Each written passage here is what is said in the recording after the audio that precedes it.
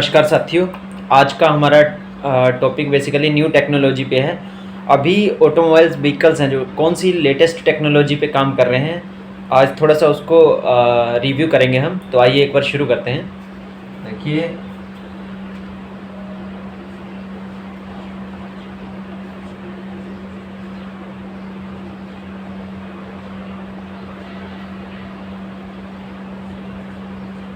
New technology vehicles, ठीक है।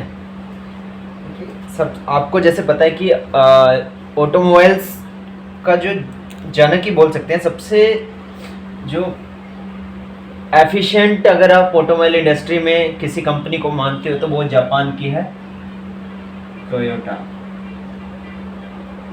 जिसने नॉट ओनली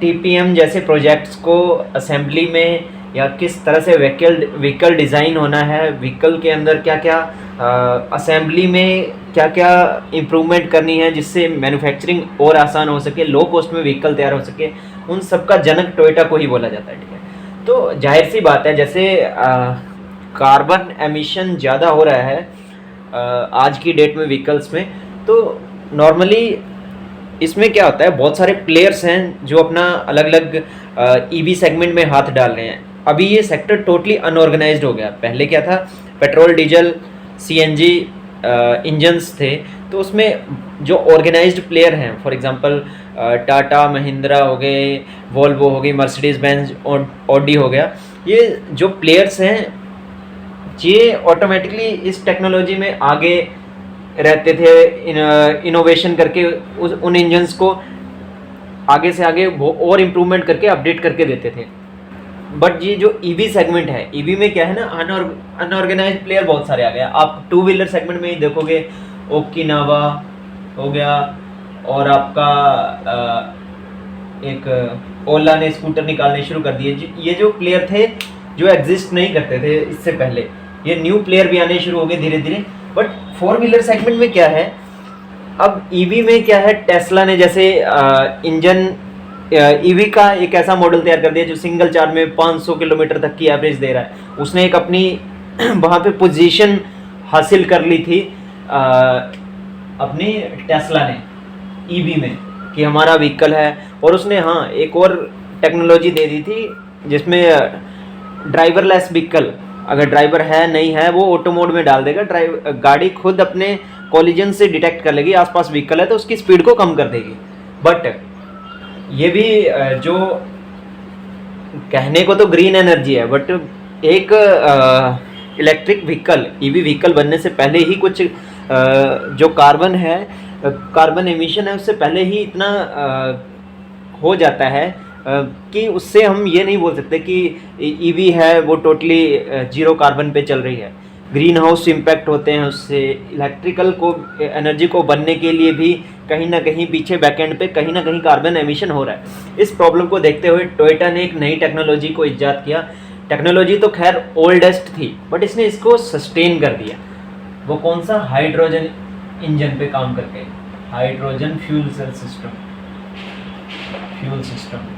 इसको अडॉप्ट करके टोयोटा ने गाड़ी लॉन्च करी है जो टोटली ईवी सेगमेंट को पूरे को हिला के रख देगी, टोटली ईवी सेगमेंट को।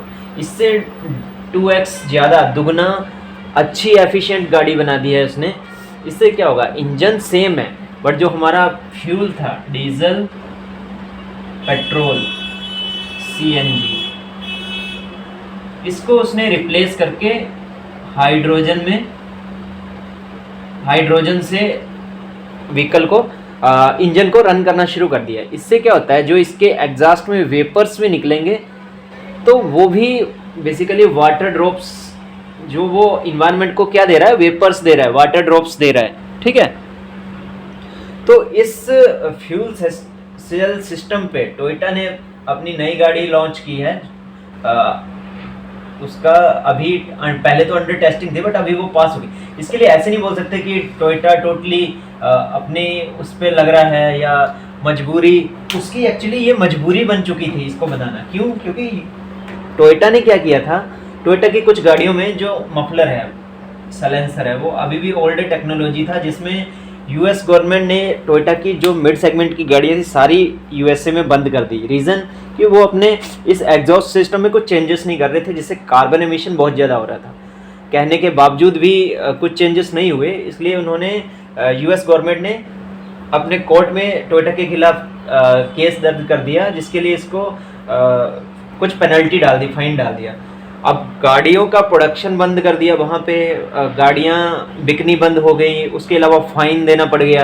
तो इन सब सेगमेंट को देखते हुए टोयोटा ने डिसाइड किया कि कुछ नई टेक्नोलॉजी अडॉप्ट करते हैं, तो उन्होंने हाइड्रोजन इंजन को अडॉप्ट किया। और बहुत सारे ट्रायल्स के बाद, लगभग 3-4 साल की मेहनत के बाद टोयोटा ने फाइनली लॉन्च कर दिया और उसको एक स्टेबल स्टेज पे ले आया कि हाइड्रोजन से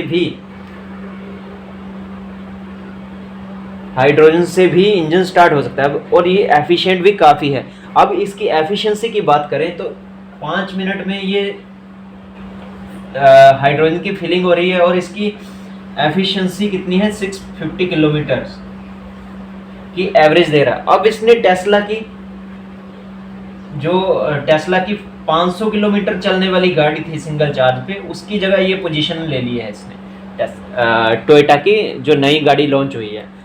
तो हाइड्रोजन, इससे पहले ऐसी बात नहीं है कि हाइड्रोजन जो इंजन थे उन पे काम नहीं हुआ। इससे पहले भी 1866 ईस्वी के आसपास एक इंजीनियर ने ट्राई किया था, बट वो एक्सप्लोजन हो गया था लगभग 600 मीटर या 1 किलोमीटर के दायरे में ही। जब वो व्हीकल चला तो उसमें इतना एक्सप्लोजन हुआ, इतना ब्लास्ट हुआ कि उसका इम्पैक्ट 1.5 किलोमीटर तक दिखा। तो उसको देखते हुए किसी की हिम्मत नहीं हुई कि हाइड्रोजन इंजन से दोबारा व्हीकल को रन किया जाए। फिर भी इस पर डीप स्टडी करके टोयोटा ने दोबारा इसको लॉन्च किया और इसको एक सस्टेनेबल फॉर्म में लेके आए। इसकी डेंसिटी, हाइड्रोजन की डेंसिटी को देखते हुए कैसा फ्यूल का टैंक का डिज़ाइन करना, उस हिसाब पे एक एक पॉइंट को देखते हुए हाइड्रोजन फ्यूल सेल सिस्टम से चलने वाली गाड़ी को ईजाद किया। तो अब ये पूरे ईवी सेगमेंट को हिला देगी अगर ये टेक्नोलॉजी वर्ल्ड वाइड हो जाती है तो। और इससे कार्बन एमिशन भी टोटली ज़ीरो है, तो इको फ्रेंडली गाड़ी है। तो आई होप इस वीडियो में आपको न्यू टेक्नोलॉजी के बारे में काफ़ी कुछ समझ आया होगा। फिर भी अगर आपकी कोई क्वेरी है आप कमेंट सेक्शन में बता सकते हो। चैनल को ज़्यादा से ज़्यादा सब्सक्राइब, शेयर, लाइक करें। धन्यवाद।